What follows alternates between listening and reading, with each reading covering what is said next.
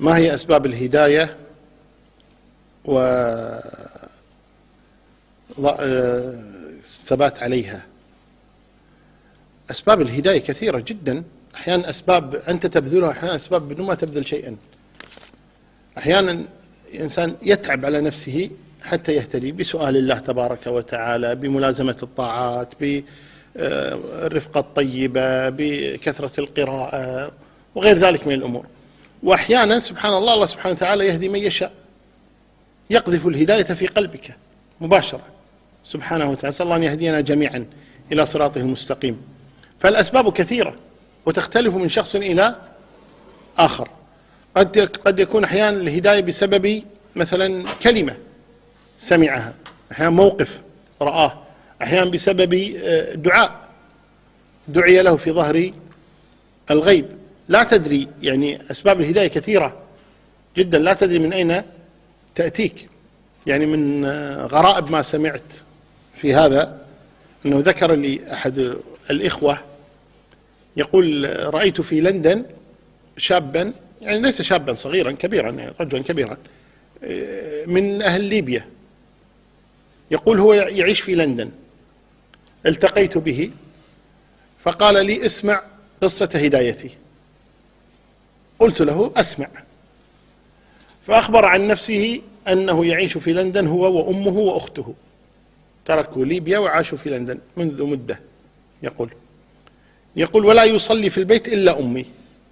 يقول أنا وأختي لا نصلي ولا نعرف الصلاة أصلا.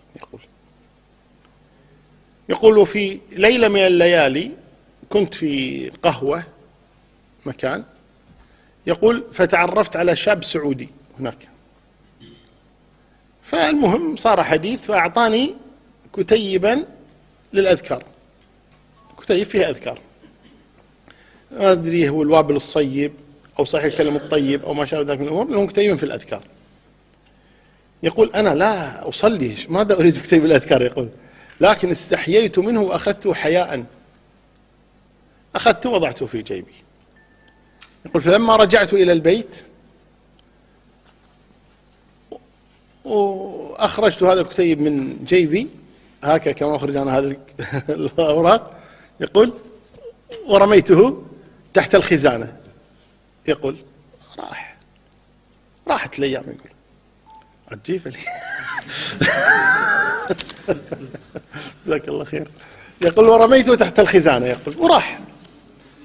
يقول المهم بعد فترة، بعد أيام، يقول في ليلة من الليالي رجعت إلى البيت كعادتي، فتحت التلفزيون من محطة إلى محطة إلى ثالثة إلى رابعة إلى كذا، ما عجبني شيء، سكرته.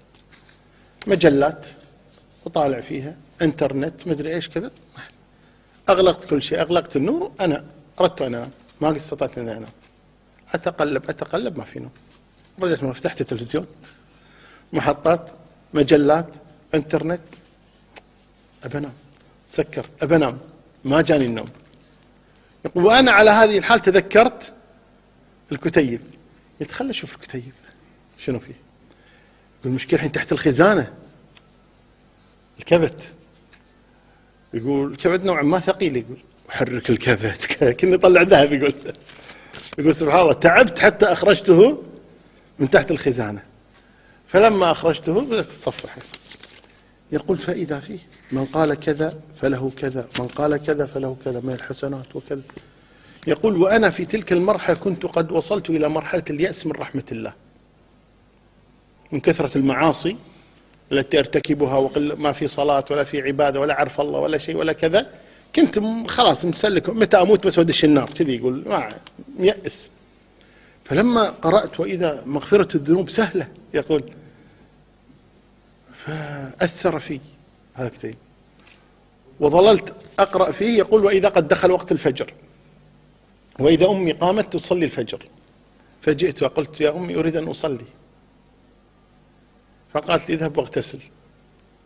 فاغتسلت وصليت ذاك يوم وهذا يوم. صاحبي الذي يحدثني يقول الآن هو ما شاء الله من يعني مشتهرين هناك من الدعاة. يقول حتى طريقته في الدعوة هناك في لندن ماذا يفعل؟ يأتي في الشارع، يمشي بالشارع، إذا شاف الإنجليزي قال له وين المسجد؟ Where's the mosque على قولتهم. زين؟ قال له مسجد. قال شنو؟ قال ما تعرف المسجد؟ الإسلام كذا هو الإسلام. يعني مدخل للحديث، يعني يسأل عن المسجد ذاك يستغرب شنو هو المسجد، يبدأ يشرح له الإسلام. زين؟ وما شاء الله يقول أسلم على يديه، طبعا هو لغته جيدة ويدعو خلينا نقول من قلب. زين؟ يتعب في الدعوة يعني وكذا، وما شاء الله يقول هدى الله على يديه. شوف هدايته على إيش؟ كتيب أهدي له ويوم أراد الله له فيه الخير. فأسباب الهداية حقيقة كثيرة جدا، نسأل الله تبارك وتعالى الثبات. بسم الله أرقيك من كل شيء يؤذيك، من شر كل نفس أو عين حاسد الله يشفيك. بسم الله أرقيك.